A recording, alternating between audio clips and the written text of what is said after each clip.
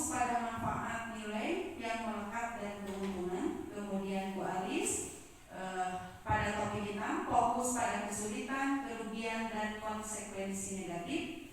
Kemudian Bu Ain topik merah fokus pada naluri, emosi, dan intuisi yang akan membimbing otak mencari jawaban. Kemudian Bapak Taufik topik hijau fokus pada kreativitas dan alternatif penyelesaian pada cara-cara baru. Kemudian Bapak Atep topik biru fokus pada gambaran besar masalah. Baiklah, untuk mempersingkat waktu kita mulai diskusinya. Silakan kepada Ibu No. Terima kasih atas waktunya buat moderator.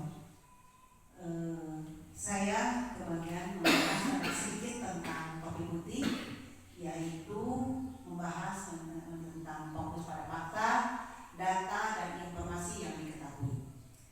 Kurikulum Merdeka memberikan keleluasaan kepada pendidik untuk menciptakan pembelajaran yang berkualitas, yang sesuai dengan kebutuhan dan lingkungan belajar kita.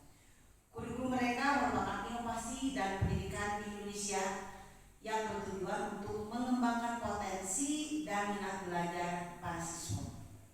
Kurikulum Merdeka ditujukan untuk mewujudkan pembelajaran siswa yang holistik dan kontekstual, sehingga pembelajaran lebih bermakna lagi.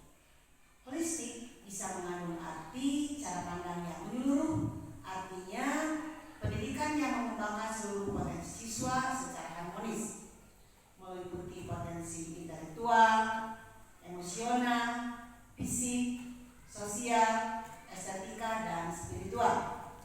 Sedangkan kontekstual merupakan konsep belajar yang membantu guru mengaitkan antara materi dengan situasi dunia nyata siswa dan mendorong siswa membuat hubungan antara pengetahuan yang dimilikinya dengan penerapan dalam kehidupan sehari-hari.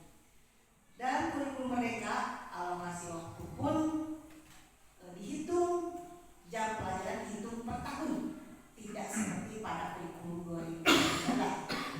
Kurikulum Merdeka menciptakan pembelajaran yang berkualitas sesuai dengan kebutuhan pelajar dan kondisi satuan pendidikan. Fokus pada materi esensial sehingga pembelajaran lebih mendalam, serta waktu lebih banyak untuk pengembangan kompetensi dan karakter pelajar. Demikian paparan sedikit tentang topik putih, fokus pada fakta, data, dan informasi yang diketahui. Terima kasih. Selanjutnya pada topik kuning. Terima kasih. Melanjutkan dari topik putih. Topik kuning fokus pada manfaat nilai yang melekat pada keuntungan. Siswa yang terlatih untuk mengemukakan pendapat lebih kritis, kreatif, dan termotivasi dalam menyelesaikan setiap tantangan pembelajaran yang dihadapi.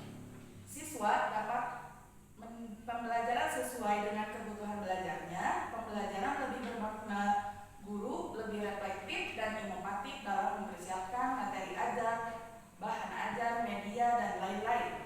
Pelajar dapat belajar mengikuti perkembangan zaman yang semakin maju.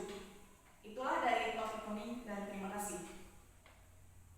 Baik, terima kasih. Untuk selanjutnya saya di sini kebagian topik hitam. Untuk topik hitam ini kita fokus pada kesulitan, kerugian, dan konsekuensi negatif. Yang diantaranya adalah kurangnya sarana dan prasarana di sekolah, sehingga guru hanya bisa menggunakan internet sebagai bahan ajar untuk sumber pembelajaran di kelas. Yang kedua, kurangnya persiapan dalam implementasi kurikulum Merdeka dan kurangnya kemampuan sumber daya manusia dalam menggunakan kurikulum ini, sehingga pemahaman guru masih belum bisa optimal. Dan yang terakhir, kurangnya referensi bahan ajar dan akses pembelajaran kurikulum Merdeka, motivasi sikap siswa dan minat bakat siswa, serta support orang tua. Sekian dari topik hitam. Untuk selanjutnya saya persilakan ke topik merah. Terima kasih. Di sini topik merah fokus pada naluri, intuisi, dan emosi yang akan membimbing otak mencari jawaban.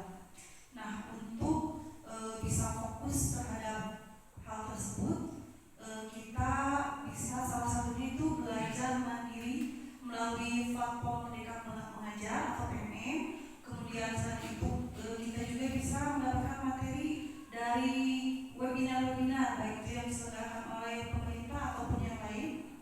Nah, kita belajar belajar mandiri dari FMM atau webinar tersebut bisa untuk yang pertama memahami garis besar kurikulum. Dalam hal ini kurikulum Merdeka yang sedang kita laksanakan saat ini. Kemudian untuk memahami pembelajaran dan asesmen.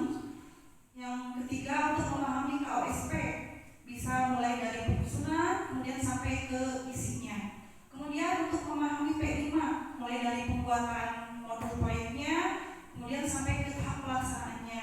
Dan yang terakhir untuk memahami model pembelajaran yang sesuai dengan kurikulum Merdeka, seperti yang sekarang ini sedang trending gitu ya, seperti model pembelajaran problem based learning atau PBL dan kemudian project based learning atau PJBL. Demikian dari topi merah, selanjutnya ke topi hijau. Terima kasih. Baik, terima kasih topi merah. Insyaallah selanjutnya di sini ada topi hijau, yang mana di topi hijau di sini fokus pada kreativitas, kemudian alternatif, penyelesaian dan cara-cara baru. Di mana di sini dibagi menjadi 4. Yang pertama ada sarana dan prasarana. Di mana sarana prasarana ini meliputi buku sumber. Kemudian selain itu kita bisa juga mencari dari internet, dari Google misalkan, PNM dan sumber yang lainnya. Kemudian yang kedua kita perlu juga sosialisasi.